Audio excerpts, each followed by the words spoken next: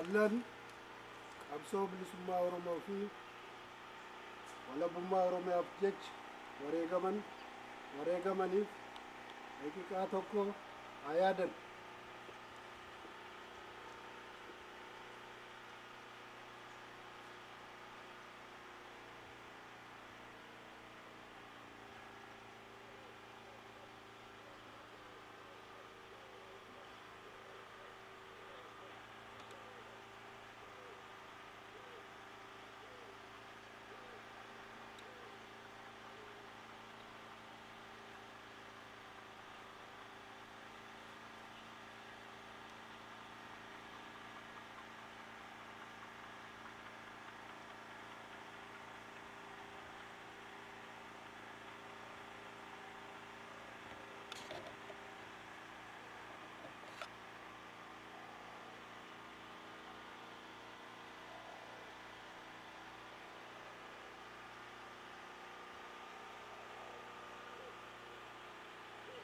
Okay.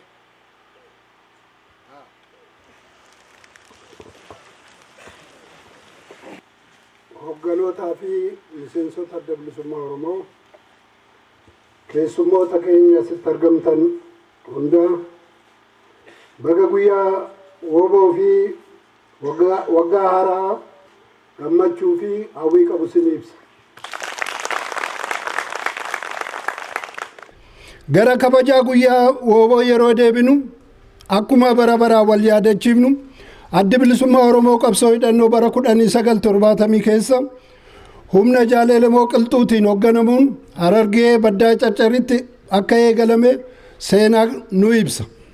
Jaaleelemoon osoo hin turiin baatii hagayyaa bara 1974 keessa humna isa jala jiru ture humna isa waliin ture galii waliin lola guddaa geessisanii Caccar bakka Xirroo jedhamutti wareegamuunsaas yaadatamaadha.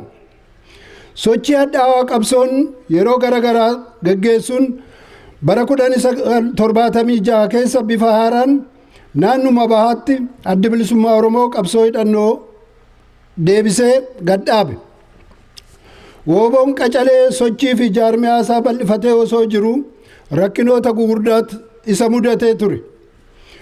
Wooboon lola mootummaa Sumaalee 1977 mootummaa Dargii 1978 fi fottoqinsaa fi jeequmsa keessaa dhuma 1978tti uumameen injifannoo keessa ba'uun qundaalotaa fi hoogganni bakka adda addaa lola irra turan walitti dhufanii walgahii dhuma 1979 godhateen murtii jajjaboo dabarse keessaa tokko amajjiin tokko guyyaa wooboo ta'e akka kabajamu murtaa'e. Humni kaayyoo fi cichoomina qabu rakkoo fedheenuu hin injifatamu faca'uus hin danda'u. Kanaaf waraanni bilisummaa Oromoo ayyaana tokko kan maqaa isaatiin sadarkaa dhaabaatti kabajamu qabaachuu qaba jedhee yaada murtii kanaa dhiyeesse itti aanaa hayyuu duree yeroo sanaa Jaalgadaa Gammadaa ture. Ayyaanni inni duraas amajjii tokko 1980 sirna ho'aan kabajame. Eega gaafa sanaa kabajaan ayyaana kanaa sadarkaa dhaabaa darbee uummata Oromoo mara biratti bara baraan ni kabajama. Nutis kanuma kabajaa jirra. Wooboon wabii fi gaachana uummata Oromooti. Hiree saba guddaa gabroomeeti. Saba Oromoof biyya Oromoo bilisoomsuuf ittisaaf ijaarsa Oromiyaa boriiti. Bilisoomsuun ittisaaf ijaarsa Oromiyaa boriiti. Abdii fi gaachana uummata Oromoo fi Oromiyaati. Barri haaraa kun bara injifannoo bilisummaa akka nuuf ta'u hawwiin qabu irra deebi'ee isinii ibsa. Injifannoon uummata Oromoof waan na caqastaniif galatooma.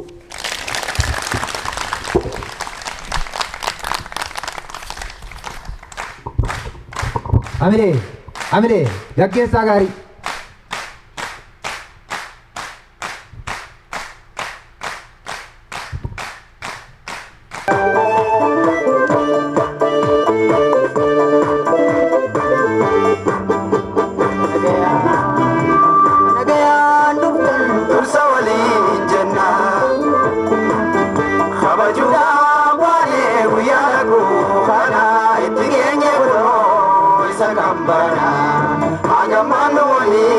Kabajaa fulfinaan itti geenye gurroo isa gambaranaa.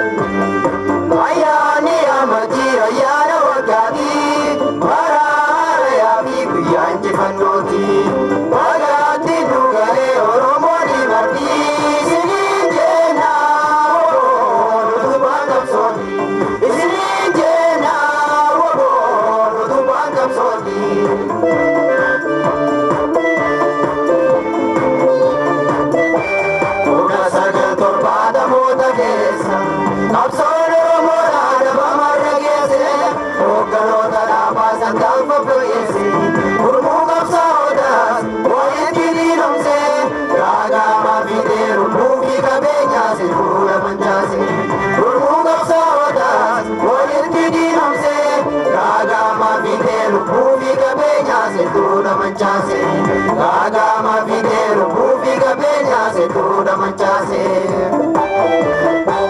jarmaini bafi itidan labame subji gamso sabaga basni dangame dammagi sanabu bise soni daba ubachu angatan warrenga baya dadaba dammagi sanabu bise soni daba ubachu angatan warrenga baya dadaba ubachu angatan warrenga baya dadaba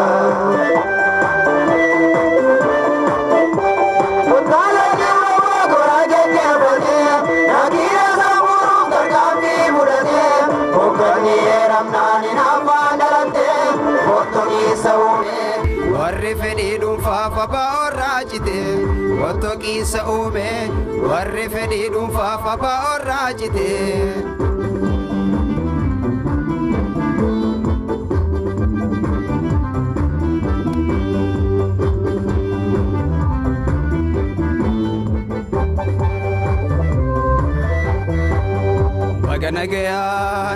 Baganagayaan dhuftan dursa waliin jenna kabajuudhaaf baane guyyaa lakkuu kana itti geenye kunoo isa kan barana hagamaan nu waliin kabajaaf ulfina itti geenye kunoo isa kan barana hagamaan nu waliin kabajaaf ulfina.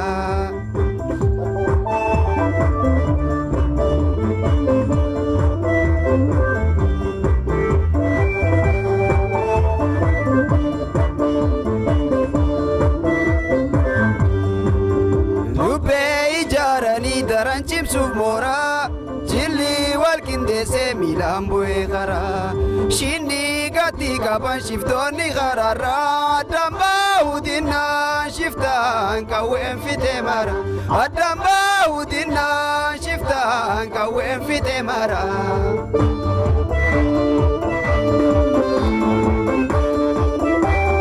Ayyu dureen kufnaan qabsoon adiyoomte hoggana waalta waa qabaachuu hanqatte qabsoon buxa dhabdee dhabamuu mudatte duubatti deebite daraan sakaalamte woboon dandamatte qabsoon saba keenya dhabamarraa oolte woboonni deebite daraan sakaalamte woboon dandamatte qabsoon saba keenya dhabamarraa oolte woboon dandamatte qabsoon saba keenya dhabamarraa oolte.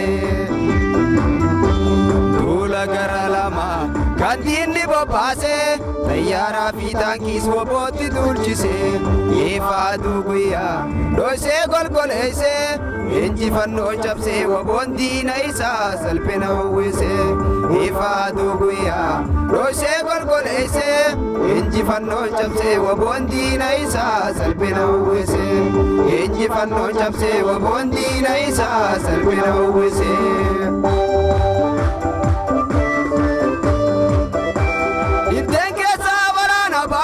Rakkoof jilbiiffatee hin cabne haamiilee hoggana filatee irra walii galee itti fufee qabsoon duubatti hin deebine dhabamarraaf golee itti fufee qabsoon duubatti hin deebine dhabamarraaf golee itti fufee qabsoon duubatti hin deebine dhabamarraaf golee dhabamarraaf golee dhabamarraaf golee dhabamarraaf golee.